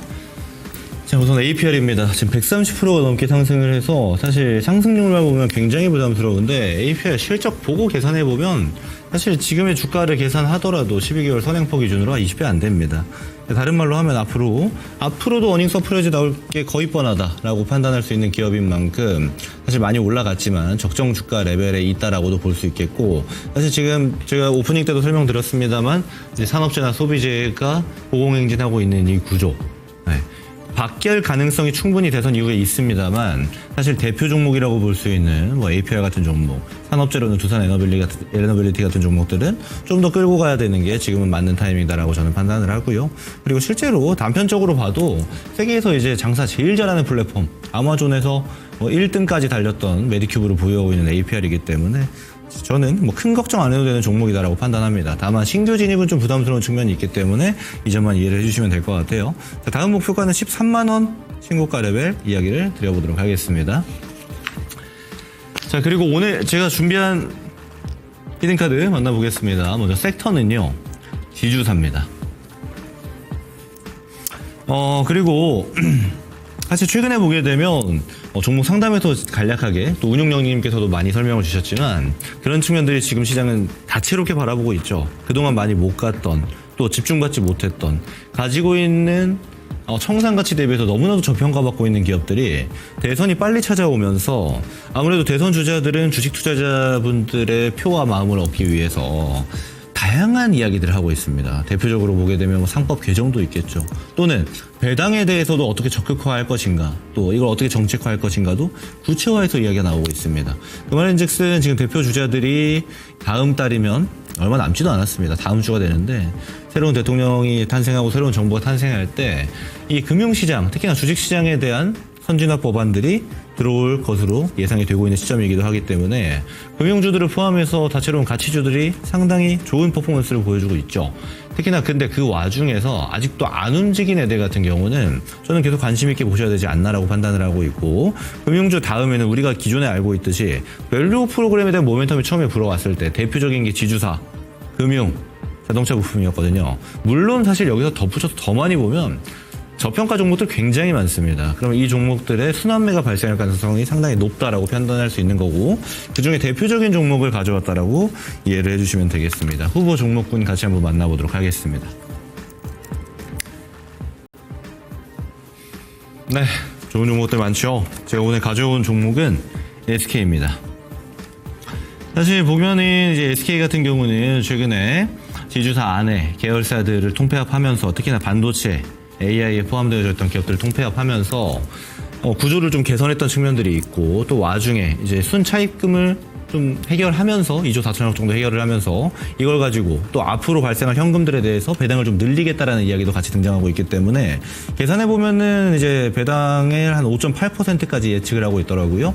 근데 이런 지점들을 고려하면은 SK라는 지주사가 있었지. 우리가 하이닉스 많이 들었죠. 그리고 이번에 신재생 움직일 때 SK 오션플랜트 같은 기업들도, 그러니까 SK 계열사들은 많이 봤는데 지주사에 대해 신경을 별로 못 쓰고 있었습니다. 근데 최근에 보게 되면 한화라든지 두산처럼 산업재를 대표하는 기업들 같은 경우는 지주사도 같이 랠리가 막 나오고 있어요. SK도 저는 다음 차시 움직일 가능성이 상당히 높다라고 판단을 하고 있고, 실제로 주가의 움직임을 보게 되면 저가 레벨은 벗어난 형태를 보여주고 있습니다. 근데 다만 여기서 지켜봐야 되는 거는, 그럼 이게 바닥에서부터 반등 나와서 시세가 나온 게 아니냐라고도 보실 수 있겠습니다만, 실제로 거래가 붙었다라거나 과거에 지금 차트 보면서 제가 좀 설명을 드릴게요. 2024년 초반부에를 보게 되면 이런 측면이 있죠. 저가에서부터 강하게 반등이 나왔던 시점이 있습니다. 바로 밸류 프로그램에 대한 모멘텀이 불러일으켜질 때였거든요. 그리고 하락하다가 다시 모멘텀이 발생했을 때 6월에 큰 상승이 또 나왔고요. 근데 제가 아래에도 네모 표시를 했습니다만 거래 보게 되면 어떨까요? 시장에서 거의 중심이 될 정도로 강한 거래 대금이 들어왔던 형태까지 우리가 기억할 수가 있겠습니다. 저는 이런 측면들까지 기대를 한다라면 지금은 굉장히 저평가 영역이고, 그리고 너무 싸요. 제가 이거 PBR로 보면은 0.38입니다. 1.0 가려면 그냥 단순 계산해서 한 3배 가야 되거든요. 거기까지는 우리가 보지 않되 지금의 레벨에서는 돈을 잃는 가격보다 올라갈 가격들이 훨씬 더 많겠다라는 예측 또한 충분히 가능한 상태라고 저는 판단하고 있습니다. 그래서 좀 가져왔고요. 일단 매수는 내일 시초가를 기준으로 진행을 하도록 하겠습니다. 그리고 1차 목표가는 15만 5천 원, 손절가는 12만 5천 원 제시하도록 하겠습니다.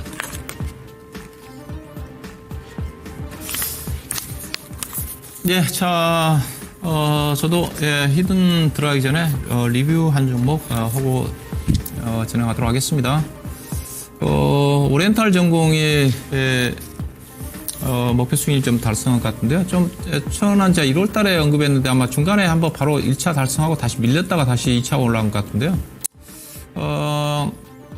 조선 기자재업종 중에서 그래도 실적이 작년도부터 뚜렷하게 좀 좋아지고 있는 것 같아가지고 기자재 업종도 좀 기자재 관련 종목도 관심 좀 가져보자고 좀 말씀드려 추천해드린 종목인데, 기자재 쪽에서 매매할 수 있는 종목들이 그렇게 많지 않습니다. 앞서 태광이라서 성광밴드, 그 다음에 한국카본, 그 다음에 동성하이텍, 그 다음에 세진중공업, 그 다음에 매매할 수 있는 오리엔탈 전공이에요.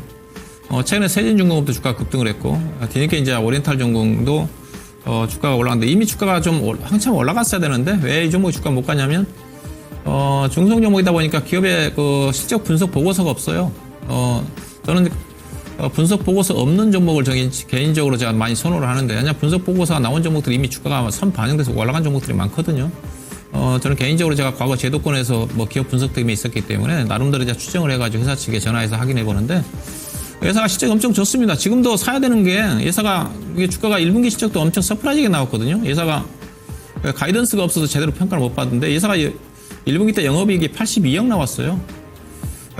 작년도 1분기 때 42억 나왔으니까 매출액은 20% 증가했고 영업이익 100% 증가했거든요.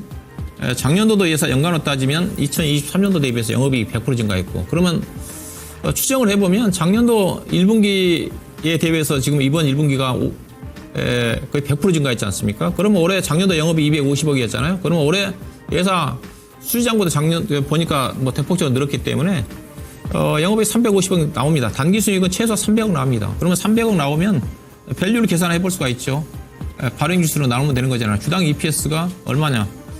거의 700원 정도 나옵니다. 그러면 해주주가 6,600원 PER 단위로 9배예요. 현재 지금 앞서 세진중업이 주가가 12,000원대까지 올라가면서 PER 단위로 지금 20배 가까이 올라와 있습니다. 그러면 이 종목은 회사 뭐 본업 자체가 이제 선박력 크레인하고 그다음에 조선 선원들이 쉴 수 있는 데크하우스를 주로 만드는 회사거든요. 그래서 약간 이제 부가가치가 그렇게 떨어지는 부분도 있다 한다 하더라도 PER 최소한 12배 내지는 15배 정도까지 적용이 가능하거든요. 조선업황의 성장성을 감안하면. 그러면 이 종목 적정 주가는 거의 8,500원, 9,000원 정도까지 가야 되는 주식이죠. 그래서 추가 상승 가능합니다. 다만 오늘 주가가 이제 급등한 이후에 고점에서 지금 약간 음봉이 나왔기 때문에 오늘 16% 급등했다 좀 밀렸잖아요. 이거는 조정 이후에 다시 갑니다. 고점 돌파를 했잖아요. 신고가요. 지난번에 1차 목표가 달성할 때가 6,300원이었던 것 같은데 뒤늦게 2차 목표 제가 아마 1차 5,600, 2차 6,200원 제시했을 때 들었을 거예요. 이거는 더 가셔가지고 될 것 같습니다. 다음 목표 주가는 이거는 3차 목표 주가까지 충분히 앞서 적정 주가가 8, 9천 원 정도 된다고 그랬으니까 7,800원, 8천 원 정도까지 가져가면 되지 않겠는가. 그게 좀 보시면 될 것 같고요.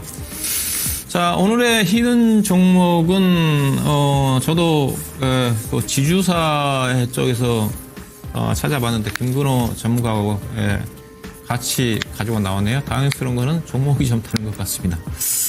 먼저 포인트는 거의 비슷한데요. 제가 지주사는 제가 하나를 가장 우선 탑으로 보고 있고 지금도 저도 하나가 탑이라고 봅니다. 그리고 이 시간에 제가 LS를 추천했는데 LS 목표 주가가 도달을 했는데 다음으로 제가 한 종목을 좀 가져왔는데 지주사를 관심을 가져야 되냐면 일단 가장 큰 모멘텀 자체가 상법이 물론 현재 이재명 대선 후보가 강력하게 지금 상법 추진을 한다고 그랬으니까 돼야 되겠지만은 거의 확실하게 추진할 것 같거든요. 좀 더 강력한 상법을 개정한다고 그랬으니까 지난번에 3월달에 대통령 거부권 행사로 인해 가지고 권한대행 거부권 행사로 인해 가지고 무산이 됐지 않습니까? 근데 거의 될 것 같아요. 거의 좀 더 강력하게 한다고 그랬으니까 대표적으로 수혜를 받을 수 있는 쪽이 상법 개정 관련해 가지고 종목으로는 제가 LS라고 그랬고 업종으로 따지면 금융주 그렇죠? 앞서 얘기했죠. 금융주 수혜를 받을 거고요. 그 다음에 가장 무난하게 접근할 수 있는 것이 지주사죠. 그 다음에 이제 여러 가지 이제 앞서 쪼개기 분할 상장 이슈가 있는 관련된 기업들, 그 다음에 저 PER 종목들, 가치가 있는 회사들, PBR 종목들, 그들 종목들도 확산이 좀 될 겁니다. 단기적으로는 가장 종목 선정을 할 때 무난한 쪽이 금융지주사 쪽이에요. 또 시장이 올라가면 당연히 올라갈 거고. 상법이 개정이 되면 지주사가 왜 수혜주냐? 일단은 물적 분할이 감소할 거고요. 그렇죠? 분할을 못 합니다. 우리나라 기업들이 이런 얘기 하지 않습니까? 이재명 후보가 그런 얘기 한 것 같은데. 우리나라가 시가총액으로 따지면 세계 5위권인데, 시가총액으로 따지면. 근데 상장 종목수로 따지면 15번째다. 15번째로 많다는, 그만큼 많다는 겁니다. 그래서 많다는. 그 말은 무슨 말이에요? 쪼개기 상장을 많이 했다는 거죠. 그렇죠. 상법 개정되면 그거 자체가 아마 극히 줄어들 거고 아마 감소할 겁니다. 그게 가장 수혜를 받을 수 있는 쪽이, 지주사죠. 앞서 카카오 쪼개기 상장 제도가 없었으면 카카오 주주들, 카카오뱅크 시적이라든가 무난하게 시적이 반영되면서 중복 상장 이슈가 없으면 주가가 올라갔겠죠. 그게 가장 크게 지주사 수혜를 받을 수가 있어요. 그리고 주주 환원 정책 강화로 또 가장 수혜를 받을 수 있는 게 지주사 회사라고 좀 보시면 되겠죠. 그래서 그동안 지주회사들이 이런 이슈 때문에 여기다가 또 중복 상장 이슈 때문에 그동안 시장에서 제대로 평가를 못 받았는데 이런 것들이 이제 개선이 좀 되면서 지주회사들에 대한 가치가 좀 상승을 좀 하지 않겠는가. 할인율이 좀 구조적으로 축소될 가능성이 크다. 최근에 주가가 좀 올라왔지만은 관련 또 종목 선정을 할 때 있어서 가장 중요한 자체는 지주회사들은 그리고 자회사 가치가 상장하는 거니까 그래도 자회사들의 실적이 좋아져야 되겠죠. 업종이 좋아져야 되겠죠. 여기다가 쪼개기 상장이 없어지는 제한이 좀 되는 거니까 우량한 자회사를 보유하고 있는 회사들, 앞으로 상장을 추진하려고 대기하고 있는 회사들, 그들 회사를 자회사로 거느리고 있는 지주회사가 유리하겠죠. 그렇죠? 그런 쪽에서 종목을 차이시면 될 것 같습니다. 자, 관련 종목이 어떤 종목이 있느냐? 대표적인 종목들 삼성물산, SK, HD현대, 하나, LS, CJ. 그렇죠. 요즘 가장 잘 나가는 쪽이 여기 없지만 두산은 이제 사업형 지주회사니까 사업 때문에 가는 거고, 그다음 하나, LS가 요즘 오늘 조정을 받았지만 하나가 지금 신고가 나왔죠. 충분히 여타 다른 종목도 오늘 삼성물산이 최근에 이제 이슈가 부각되면서 올라간 부분이 있겠지만은 앞서 김건은 이제 SK도 괜찮은 것 같고, 저도 SK하고 HD 현대를 고민했는데 저는 오늘 가지고 나온 종목은 HD 현대입니다. 자, HD 현대는 주요 자회사들이 경기 민감 섹터예요. 그래서 대표적인 조선 쪽에 조선을 거두고 있고, 그리고 HD 현대 일렉트릭이라는 전력기기 회사를 잘 나가고 있죠. 그다음에 현대 건설기계, 그다음에 두산 인프라코어 인수해서 현대 인프라코어를 중심으로 해서 거느리고 있고요. 그다음에 비상장 자회사 쪽에서 대표적으로 현대 오일뱅크, 현대 로보틱스가 있죠. 그래서 앞서 제가 비상장 자회사를 거느리고 있는데 앞으로 쪼개기 상장 제도가 제한을 건다면 현대 오일뱅크라든가 현대 로보틱스 상장의 제동이 걸릴 수가 있죠. 그러면 HD 현대가 로보틱스 어떤 성장에 따라 가지고 수혜를 그대로 입을 수가 있는 거고, 그런 어떤 부분들을 보시면 될 것 같은데, 그동안 HD 현대 실적은 어디에서 나오느냐? 거의 현대 오일뱅크 실적이 다였습니다. 2022년도, 2023년도까지 한다 하더라도 거의 2022년도 같은 경우 종이업황이 좋을 때 거의 영업이익의 78%가 현대 오일뱅크에서 나왔어요. 근데 지금은 어떠냐 실적이. 이번 1분기 때 영업이익 1조 2,864억 나왔거든요. 시장 예상치를 36% 상회했는데 1조 2,864억 중에서 거의 80%에 해당되는 쪽이 조선하고 전력기기에서 나왔습니다. 네. 현대 오일뱅크가 실적이 좋을 때는 거의 다른 쪽에 없었었어요. 즉 HD 현대 실적 자체는 현대 오일뱅크 실적이 있는데 지금은 조선이라서 전력기기 기계로 바뀌었는데, 만약에 정유업황이 좋아지면 어떻게 했어요? 이익이 폭발적으로 증가하겠죠. 현재는 지금 정유업황이 안 좋아서 이번 1분기 때 1조 2,864억밖에 못 냈는데, 근데 앞으로 조선이라든가 전력기기는 앞으로 2년 동안은 좋을 거잖아요. 그렇죠?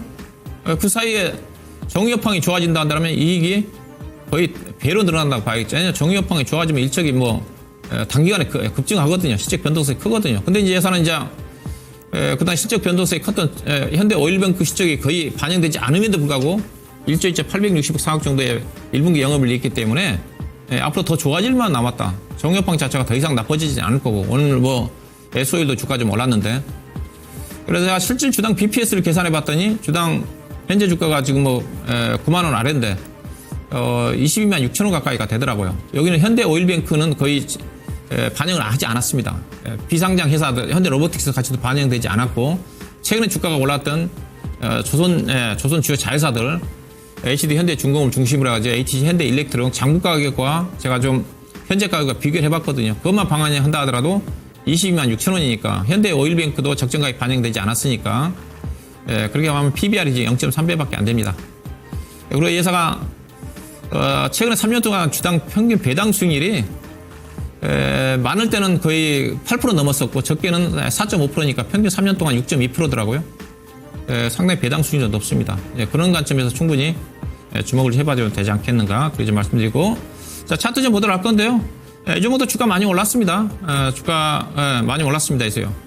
거의 고점까지 좀 올라와 있는데, 예상 현재 시가총액이 지금 6조 8천억인데 충분히 추가적인 상승이 좀 가능하지 않겠나. 다만 이 종목도 빠르게 가지 않습니다. 오늘처럼 조정 구간에 진입할 때 접근하시면 될 것 같고, 목표 주가는 매수 가격은 내일 시초가로 접근하시고, 목표 주가는 98,000원, 손절 가격은 82,000원을 손절 가격으로 보시면 될 것 같습니다. 네, 오늘 저희가 사실 그 야인시대 출근을 딱 해서 운영자님 만나 뵙고 저희 가져온 종목을 봤어요. 저희가 잠깐 웃는 시간이 있었습니다. 그만큼 아무래도 지주사들 중에서 사실 최근에 좀 좋은 모멘텀으로 상승하고 있는 기업들이 많긴 합니다만은 사실 아직 많이 모자라잖아요. 네. 올라간 폭이. 좀 더 기대되는 기업들이 많은 만큼 지주사 종목들 잘 참고해서 보시면 좋을 것 같습니다. 이번 주에도 운영자님 공개 방송 있으시죠? 네, 저는 항상 일요일 날 저녁 토마토 투자자문 유튜브 채널을 통해서 찾아뵙고 있습니다. 하여튼 시장이 중요한 변곡점이에요. 시장도 중요하지만은 요즘 제가 시장보다는 업종 종목 전략 위주로 좀 많이 얘기를 좀 하고 있는 쪽인데 하여튼 시간 되시는 분들 항상 일요일 저녁 함께 하시면 될 것 같습니다. 우리 김문호 전문가님도 항상 내일이죠? 네, 내일입니다. 정해져 있는. 네, 맞아요. 자동적으로 딱 정해져 있다 보니까 자동으로 알고 찾아오시더라고요. 그냥. 맞아요. 네, 그래서 좀 아무래도 고정적으로 시청해 주시는 분들이 또 계신 것 같기도 해요. 또 매우 좋은 소식이기도 하고 반가운 소식이기도 한데 저도 내일 오후 4시에 공개방송 진행합니다.